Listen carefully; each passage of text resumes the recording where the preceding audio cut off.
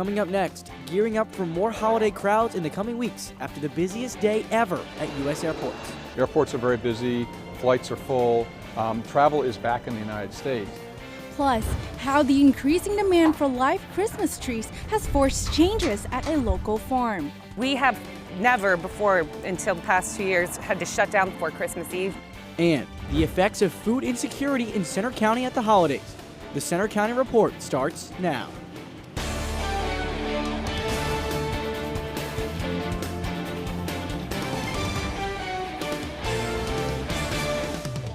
Good afternoon, I'm John Calavita. And I'm Jessie Nguyen. Thanks for joining us for the Centre County Report. Our top story, a truce between Israel and Hamas is in its fifth day, with the militant group promising to release more hostages to delay the expected restart of the war.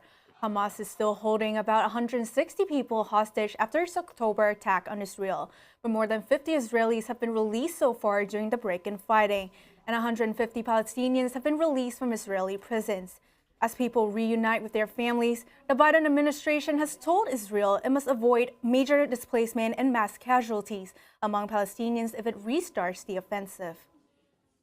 Back at home, a suspect in the shooting of 3 college students of Palestinian descent in Burlington, Vermont, has pleaded not guilty to attempted murder charges. The shooting happened over the weekend near the University of Vermont. The 3 men were walking to a relative's home when a man confronted them with a gun. Jason Eaton is charged in the shooting, is being investigated as a possible hate crime. An event to support Palestinians is set for tomorrow in Centre County. The March for Gaza is scheduled for 3:30 p.m. at the Allen Street Gates downtown. It's the latest in a series of protests like this one earlier this fall in State College. It's organized by a group called Penn State Students for Justice in Palestine.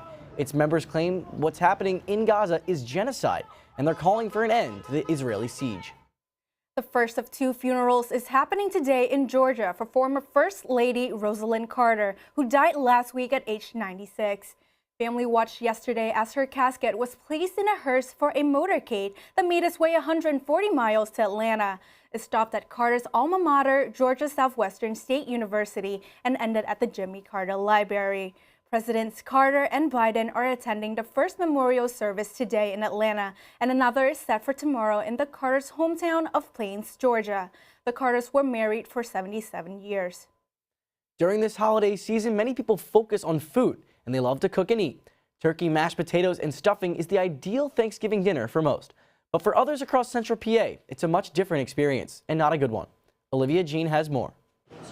For most people, family, friends, and food is how they describe Thanksgiving and the happiness surrounding the holiday.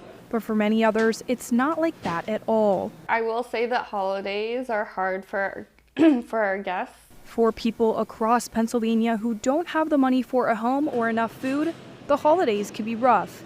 Nationally, the U.S. government says roughly 17 million people were food insecure last year. Homelessness is another serious issue. Bahailu Nathan Straight is homeless in State College, even spending time on Penn State's campus. He says he tries to stay positive and help others find joy in life.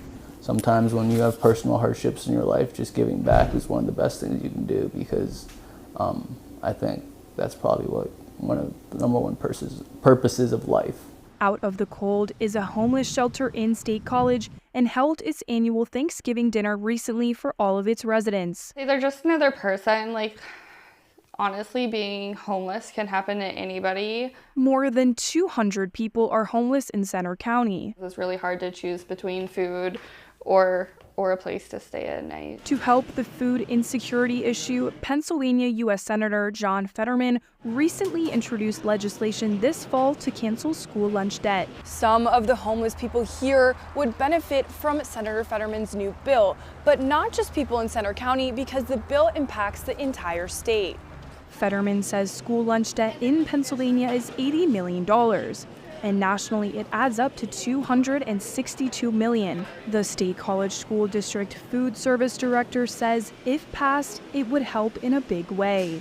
Children should be able to come to school and get breakfast and lunch without having to worry about how they're going to pay for it. In the State College District, a school lunch costs between $2.75 to $3.55.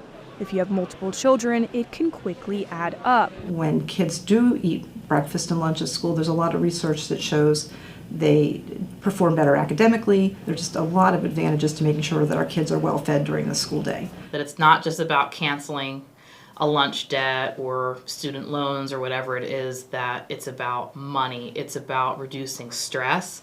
It's about increasing mobility. So when people don't have a barrier, they are closer to being able to get to their goal. And with inflation still high and housing costs rising every year, it's an issue likely to keep growing. In State College, I'm Olivia Jean for the Seneca County Report. According to a recent Purdue University survey, 1 in 8 Americans lack consistent access to food. This holiday season is also a critical time for retail sales. Yesterday's Cyber Monday continues to be the biggest online shopping day of the year. Adobe Analytics expected consumers to spend over $12 billion yesterday alone. Other experts believe holiday shoppers will spend more this year than last year, but the pace of spending will slow. Along with buying this holiday season, people are flying in numbers never seen before. Reporter Angelica Rubin says it was a holiday weekend for the record books. Whether taking off or checking out, Americans were setting records over the Thanksgiving holiday. The Thanksgiving holiday period always has the busiest travel day of the entire year for us. Thank you. The Transportation Security Administration says Sunday was the busiest day at U.S. airports ever, with more than 2.9 million passengers screened at TSA checkpoints nationwide, 10% higher than the equivalent day last year. Airports are very busy, flights are full, travel is back in the United States. From the skies to the stores.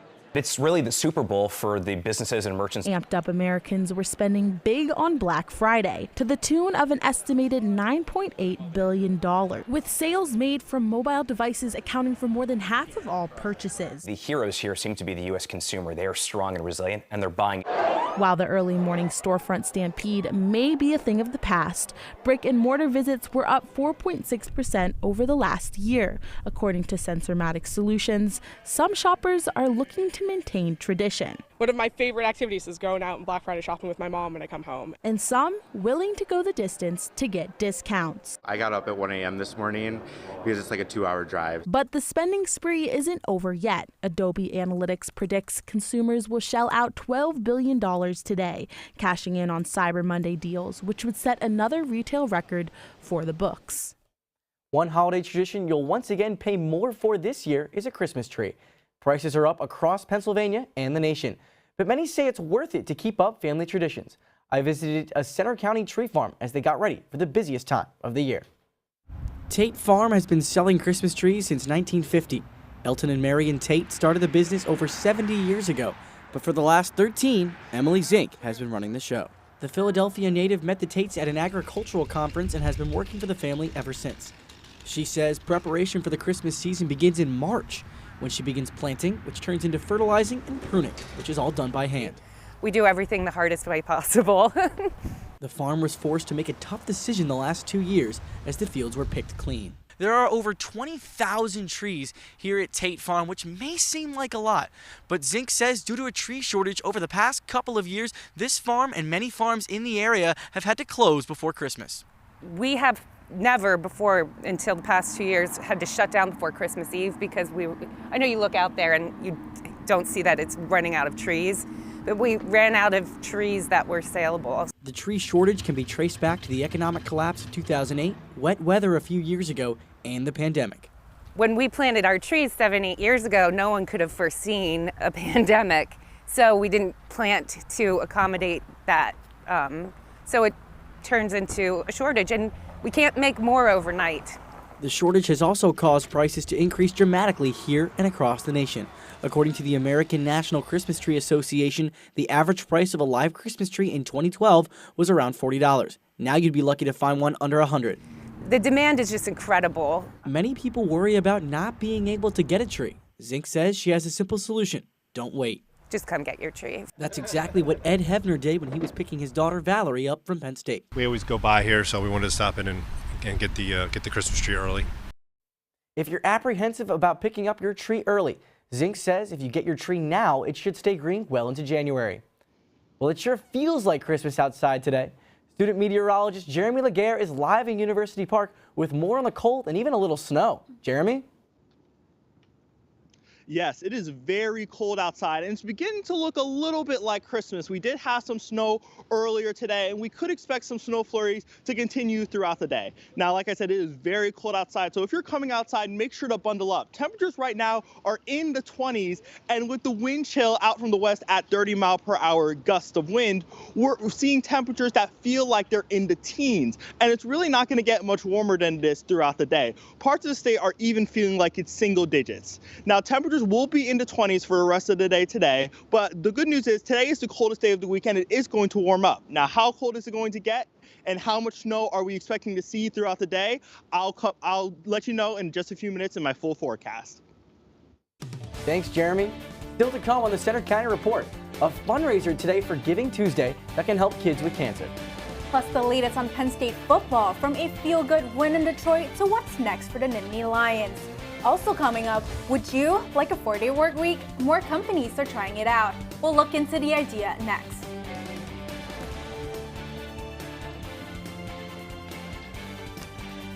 One block down, 3 more to go. So, I'm kind of new here, but I've noticed a trend.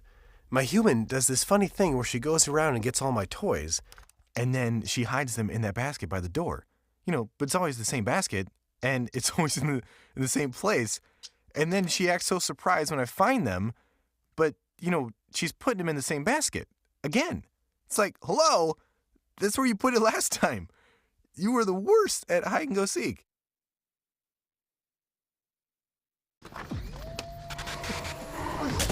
Multiple studies have shown that marijuana can slow both driver reaction and response time, which can be really dangerous. He's here. He's here. Wait. What? I can't drive. Why? I'm high. Oh.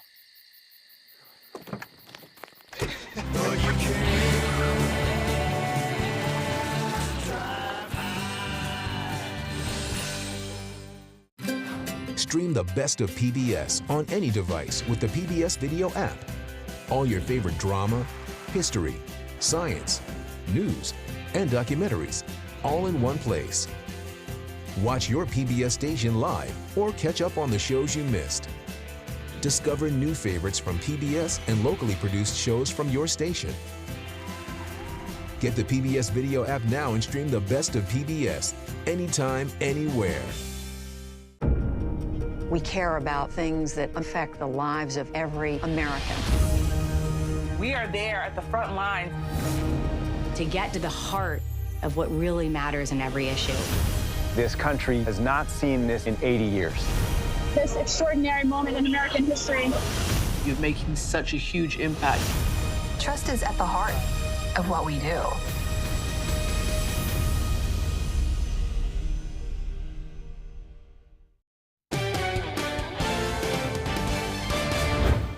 Today is Giving Tuesday, and on Penn State's campus, an event today will help the world's largest student-run philanthropy. It's still more than 2 months away until Thon, but today is an in-person donation event at the Hub. Every third donation is matched by up to $100 by Johnson & Johnson. There are also fun activities happening there today, including music, a photo booth, and scavenger hunt. Thon raises millions of dollars each year for childhood cancer patients and their families. Many companies across the country have experimented with a 4-day work week for their employees. Now, a new survey is providing more insight into the types of schedules people prefer. Adam Sheets reports. Once considered a fantasy, more and more companies are experimenting with the 4-day work week, testing what's always been the norm. There were obviously benefits for individuals in the sense of having more time for family, rest and recovery. But the benefits don't stop with the employees. Having those boundaries really encourages companies to think about their processes, make them work more effectively, and make them more resilient and sustainable organizations. When people were asked how different options would impact their well-being at work, 77% of U.S. workers said a 4-day, 40-hour work week would have a positive impact, according to a new Gallup survey. But experts say those 10-hour days could lead to burnout. It's a question of, do you like a 3-day weekend more than you hate 10-hour workdays? The COVID-19 pandemic forced employers to embrace work from home and hybrid options. But now, economic uncertainty is leading large companies to order their employees to return to the office. So would a 4-day work week ever be embraced by the corporate world? We've seen a divergence between the largest companies really doubling down against flexibility over the past few months, but flexibility is still thriving among smaller and mid-sized businesses that are using that benefit, and flexibility is a benefit, as a way to attract workers who wouldn't necessarily consider them otherwise. I'm Adam Sheets for the Center County Report. Dozens of countries have tested a 4-day work week, including Ireland, Spain, and the UK.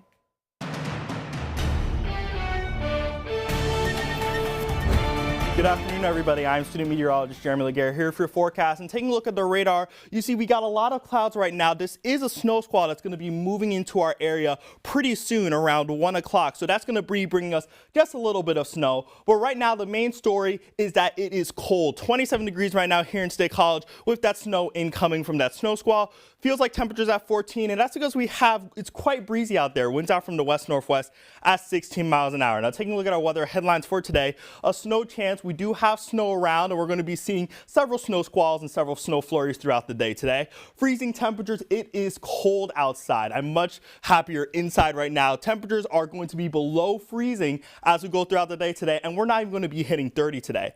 And rain on the way. We are expecting rain to be on the way this weekend, but the good news with that rain is it's going to warm up. Now, temperatures are in the 20s and 30s here in the State College area right now, and as we zoom out across the Commonwealth, we're seeing generally the similar story with temperatures in the 20s and 30s, pretty typical winter temperatures, but for this time of year, this is actually below average. And when we incorporate that wind chill, it's going to be even colder with temperatures in the teens and 20s across the state. Some parts of the state are feeling like it's in the single digits with that wind chill. Johnstown right now at 4 degrees. Now, taking a look at our almanac, as I said, it is below average for today. The normal high for today, 44 degrees. Today, we're not even going to be hitting 30. Today, temperatures are going to be in the 20s, and like I said, with that wind, it's going to be feeling even colder. Now, taking a look at our future cast as we go throughout the day today, those snow squalls and snow flurries will stick around. We'll be a little bit clearer as we go into this evening, and Wednesday, we're expecting the clouds to stay around, but overall, we're not going to be seeing much snow for tomorrow. Temperatures will still be cold for tomorrow, and as we go into Thursday, we'll still be around freezing for Thursday, but the good news is as we go into the weekend, we will warm up to at least the 40s. But that warm up is going to come with a whole lot of rain as the system moves into the mid-Atlantic and northeast region, bringing snow and wintry mix to maybe northern portions of Pennsylvania and southern New York. But overall here, we're just worried about the rain. Now, as we go into Saturday, showers will linger around ahead of another system that's going to be moving in on Sunday, bringing again snow to northern regions. But here, we're just going to be worried about rain. Temperatures should be in the 40s for this weekend. But for today here in State College, 29 degrees is the expected high with snow flurries around, wind gusts up to 33 miles an hour. We're going to drop down to the teens tonight, and it's going to be feeling very cold. We'll probably feel like we're in the single digits tonight, with wind gusts up to 24 miles an hour. And taking a look at tomorrow, high of 37 degrees with sun and clouds around, but we're not expecting any snow. And taking a look at our 7-day forecast, today is the coldest day of the week, but the good news is we're going to warm up as we go into the weekend, but that warm up is going to be coming with some rain showers for this weekend. Yeah, Jeremy, it's so cold out there today. I was freezing the entire time just walking here. Now let's move on to sports with Matt Scalzo.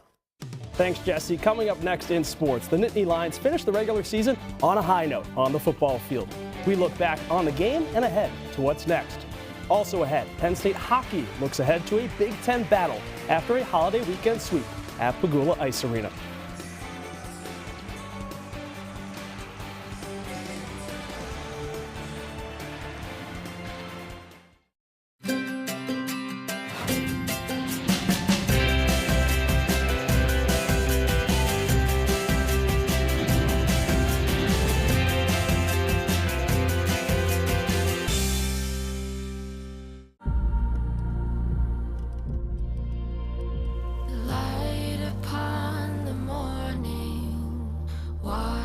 My skin, think it's time I find my place here. Fasten your seatbelt. You're taking my breath away. Float like a butterfly, sting like a bee. amazing. Well, what are you waiting for? You belong here. This is your home. What is your sense now of the humanitarian situation? This is making me emotional.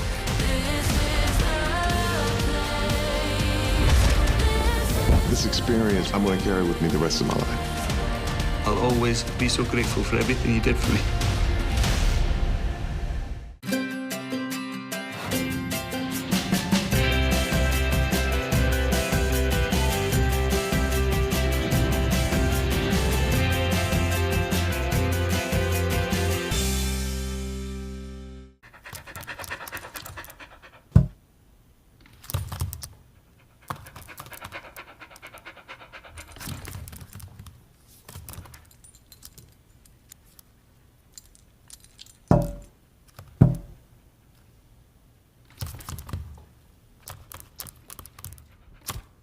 There's a shelter pet who wants to meet you.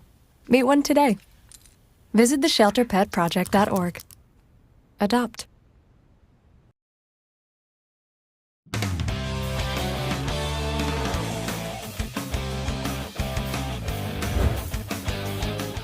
I'm Matt Scalzo with sports. The Nittany Lions are bowl-bound, but they won't find out their destination until next Sunday. The Lions finished the regular season at 10-2 after a big win against Michigan State over the weekend. The offense let loose in Detroit. James Franklin and the Nittany Lions traveled to face Michigan State at Ford Field for their first Black Friday game in years. Penn State started strong on its opening drive, with Alex Felkins converting on a 49-yard field goal. The defense followed suit with Detroit native Jalen Reed intercepting Michigan State's Caton Hauser. Following another Falcons field goal, the offense got into gear in the second quarter as Drew Aller found running back Katron Allen for a 2-yard score. Coming out of halftime, the blue and white continued to surge as backup quarterback Bo Pribula connected with Tyler Warren for an 8-yard touchdown. On the next drive, Aller dialed up the deep ball, hitting Amari Evans for a 60-yard completion that led to a Pribula rushing touchdown from 2 yards out. Aller wrapped things up with a 21-yard passing touchdown to Theo Johnson. Penn State outgained the Spartans in total yards, 586 to 53, and recorded 7 sacks and 12 tackles for a loss on its way to a 42-0 thrashing to take the Land-Grant Trophy home for the second straight year. The Lions ended the regular season on a strong note with 10 wins, and now look ahead toward what they hope will be a New Year's Six bowl game. Next up, Penn State waits to find out its bowl destination. That's after this weekend's conference championship games. James Franklin is also busy interviewing possible offensive coordinator candidates. And of course, the transfer portal opens in just a few days. Penn State women's volleyball has again made the national tournament. The Nittany Lions will play Yale on Thursday in the first round in Lawrence, Kansas. If they win, next up will be the winner of Kansas and Omaha on Friday night. Penn State is playing in the NCAA tournament for the 43rd straight year. Penn State hockey stays at home this week to face top 10 Minnesota on Friday and Saturday. Friday's game is the annual Teddy Bear Toss event. The Nittany Lions played a 2-game series against Lindenwood this past weekend at Pagula Ice Arena. The Lions offense exploded for 16 goals over the weekend, with Jacques Boucaud recording a hat trick in Game 1. The Lions have won 3 in a row, and their record stands at 8-4-3. To basketball now, the Lady Lions are back on the court tomorrow night at home when they take on Radford. Penn State is 6-1 to start the season. They beat Providence on Sunday at the BJC. That's after splitting a 2-game holiday tournament in the Bahamas last week. To high school football now, Karn City quarterback Mason Martin is still on his road to recovery. Martin is still hospitalized after collapsing on a field during a football game in September. His dad updated his Facebook page saying Mason's latest infection has been negative for the past week, but he'll need to be negative for 10 days to receive a new shunt and start his rehab. Karn City school officials sent a statement to Center County Report saying, quote, "We plan to work with his family to support his educational needs when he is ready. At this time, our school and community continue to pray for his recovery and return to our school." That's all for sports. Now back to Jesse and John at the desk. Thanks, Matt. I know all of us here at the Center County Report are hoping Mason Martin has a quick and speedy recovery. Coming up next, a popular food and drink event returns to State College. See how it's helping to raise money for a great cause.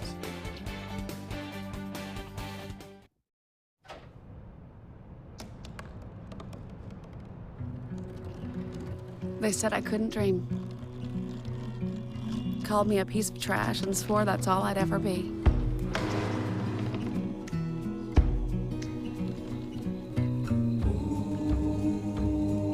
Said a bottle couldn't see the ocean.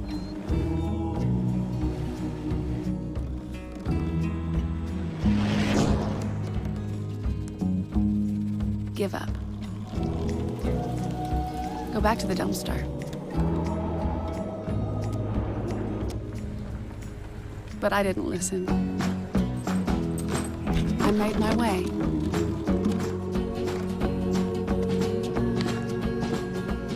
And now, I am what I've always wanted to be.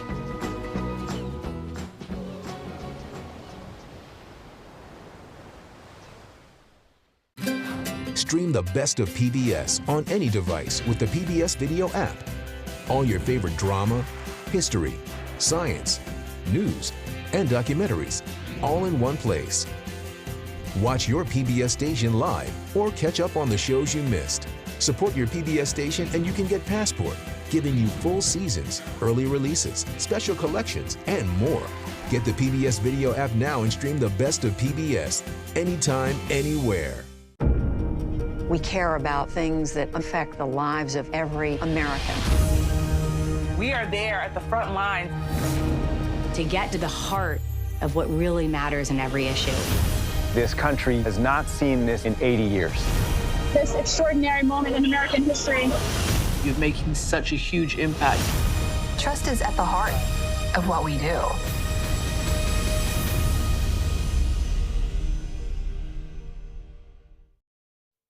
A pre-holiday event brought people across Centre County together for a good cause. Taste of the Town was a night filled with food, drinks, and live auctions led by Tammy Miller as well as DJ Alex Napa. The signature fundraising event for Centre County United Way was held at the Penn Stater Hotel. Speakers that night included Matt Stuckey from Mitsubishi Supercenter as the presenting sponsor, Paula Williams, United Way Director, as well as radio personality Angela Stecco, this year's United Way campaign chair. They're still totaling up the amount of money raised. Now, John, before we say goodbye, we want to wish our own Steve Krasik a very happy birthday. He's our Director of Student Television here at the Belisario College. And you know, Jesse, we do have another birthday boy here.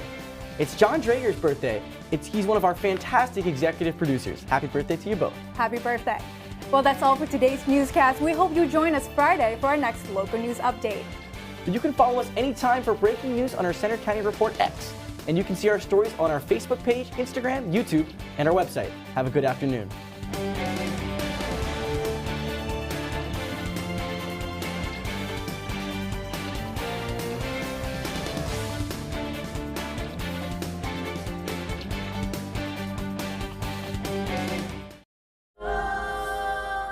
This is a moment. There's a whole wide world out there. This is a battlefield. The river is the most important part of nature. Humans have never done this before. So many senses have come alive. We go with what the environment gives us. We are supposed to protect it. It's a real drama, and it's unfolding right in front of you.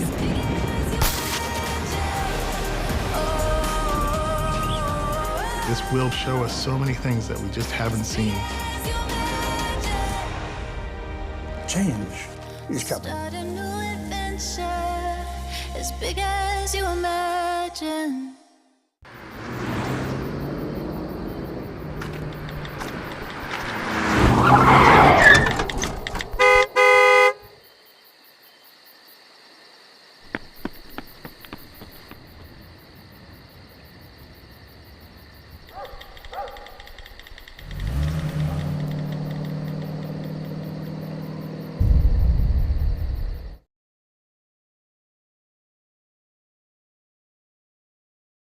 So you see, son, good manners are important. Should I go through it again? Yes. Yes, please. Yes, please. Exactly. Always say please, thank you, you're welcome, excuse me, sit up straight, hold doors open for ladies. If the door's locked, knock first. Don't burp, don't swear, don't stare, don't use bad language, or talk with your mouth full. Keep your elbows off the table. What table? And don't interrupt. Cover your mouth when you cough or sneeze. On the bus, give your seat up to anybody who has trouble standing. Bottom line, treat others the way you want to be treated. Got it? Got it.